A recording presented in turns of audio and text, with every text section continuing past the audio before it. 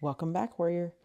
We are reading Exodus chapter 17, and can I just tell you that waking up in the morning is going to be the hardest thing you ever do. No, but for real. Really, it's more like waking up when it's cold. I think that's my problem. I think I just need it to be warm when I wake up so that it'll be easier to wake up. Like, make it so hot in the bed that I can get out, that I have to get out, like that. Anyway, thanks for listening to me vent. And here we go, Exodus chapter 17. Israel murmurs for want of water. Moses smites a rock in Horeb, and water gushes forth. Aaron and Hur uphold Moses' hands so that Joshua prevails against Amalek. Okay. So, and the congregation of the children of Israel journeyed from the wilderness of Sin after their journeys according to the command of the Lord, and pitched in Rephidim, and there was no water for the people to drink. Wherefore the people did chide with Moses, and said, Give us water that we may drink. And Moses said unto them, Why chide ye with me? Wherefore do ye tempt the Lord? And the people thirsted there for water.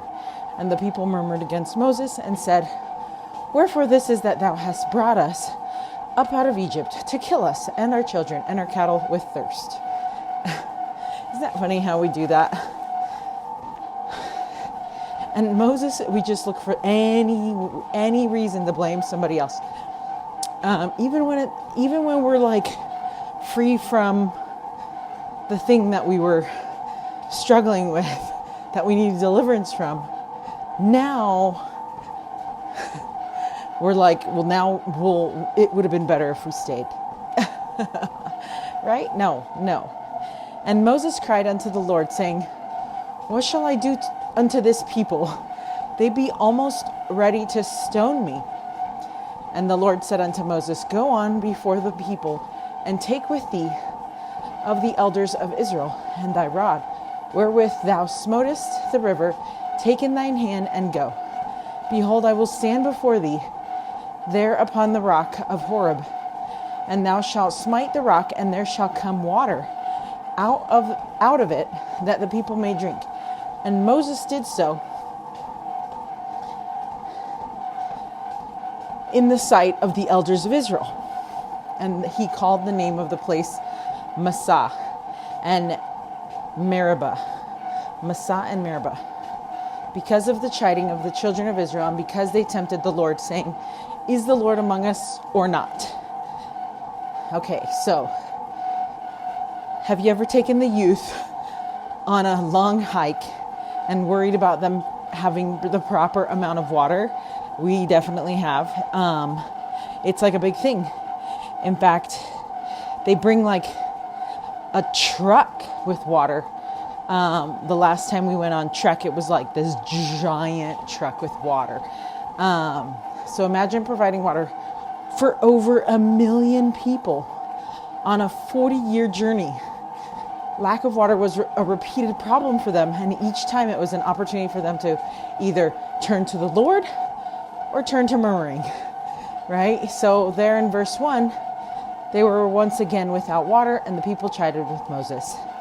And the Lord had provided again and again, but how quickly they lost hope. So instead of getting angry, they could have faith instead, right? But also, like, how would you go about asking for this water, right? Like, with the Lord.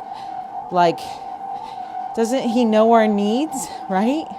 Wouldn't you think, we are traveling here, and we've been traveling here this whole time with thy prophet. And like, is the prophet getting water? Like, is he thirsty? Like, how are we providing for him? And is it just us? Like, see all these questions that I'm having? Maybe it wasn't so much that they were getting angry or not have faith, but maybe it's like how, I think that question is legit sometimes when we're like, is the Lord among us or not? Because if he is, then how does he not know what I need? And if he's not, then how do I ask for what I need without being rude or murmuring? Or does that make sense? Like, I don't know. And so, but murmuring's not the answer for sure, right? So the situation tested them, and situations test us. And they accused Moses of bringing them out of Egypt to kill them. Like, okay, that's the one thing that I'm like, obviously we don't need to go there every time, people. Moses' response is understandable. He cried unto the Lord and said, what shall I do unto this people? They be almost ready to stone me. And Elder Maxwell taught, murmurers have short memories. Israel arrived in Sinai, then journeyed on to the Holy Land, though they were sometimes hungry and thirsty. But the Lord rescued them, whether in the miraculous appearance of quail or by water struck from a rock. Strange, isn't it, brothers and sisters, how those with the shortest memories have the longest lists of demands? However, with no remembrance of past blessings, there's no perspective about what is really going on. End quote. That is so good. What's crazy to me, though, is that Israel really wanted to stone Moses, which shows that the people were truly angry. See, like, I wouldn't be like that angry, although I wasn't there, right? But so they were not just grumbling, but they were wanting to lash out at Moses, even cause him harm. So they were likely really thirsty and therefore being tested by the Lord. And the Lord, once again, see, I wonder if they did pray and ask for water, and then maybe the Lord really was testing them, because waiting on the Lord is holy ground. It's holy space. So the Lord once again directed Moses to a miracle. He instructed him to take his rod and smite a rock, and water came out of it. And so Moses did, and he always did exactly as the Lord commanded, and he did so in the sight of the elders of Israel. Then once this miracle occurred, as their thirst was now quenched and the water was flowing before them, Moses asked the question that should have pierced many hearts: is the Lord among us or not? I mean, it's pretty valid, right? Okay, so then came Amalek and fought with Israel in Rephidim.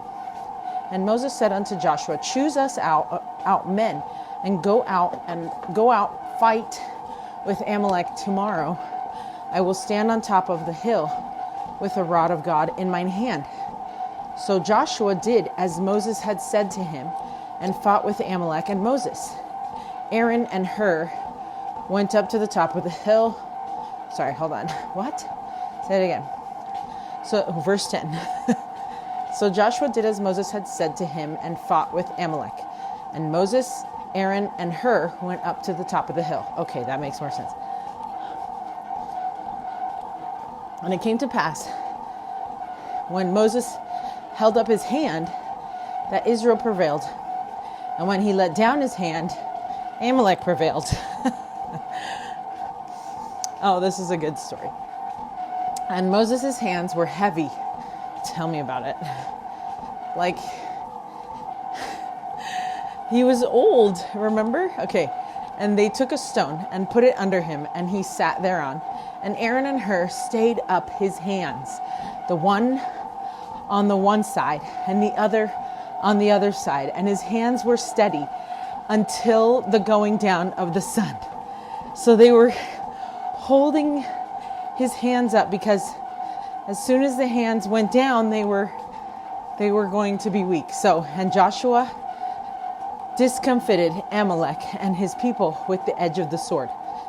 And the Lord said unto Moses, write this for a memorial in a book, and rehearse it in the ears of Joshua, for I will utterly put out the remembrance of Amalek from under heaven. So now we get to read about it, right? And Moses built an altar and called the name of it Jehovah Nissi.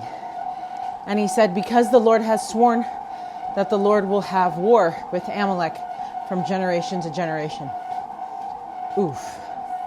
Okay, so sustaining the Lord's servants. Okay. And then came Amalek and fought with Israel, right? So the surrounding nations desired to destroy Israel, either out of fear or out of desire to take their spoils. So now Israel must also be an army. And just as the Lord provided food and water for them in miraculous ways, the Lord strengthened the army through another miracle. As Moses stretched forth his hands, his army was strengthened. But if his hands, so they had to be up, remember?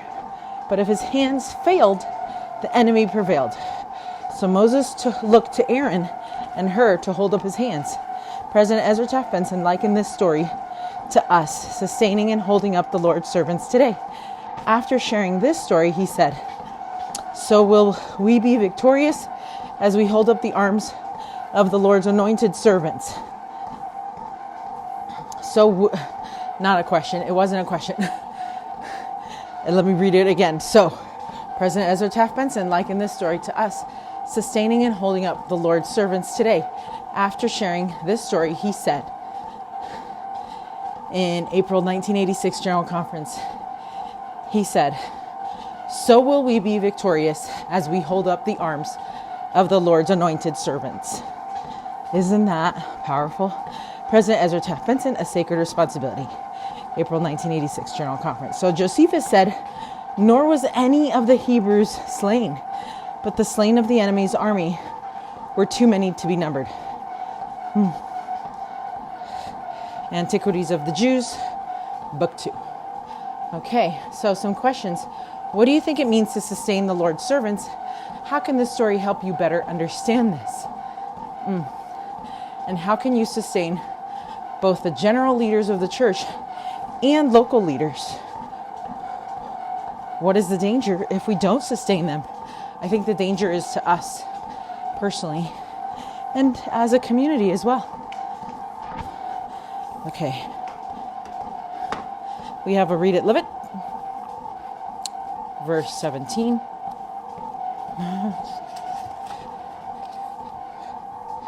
Okay, says, thou shalt smite the rock, and there shall come water out of it.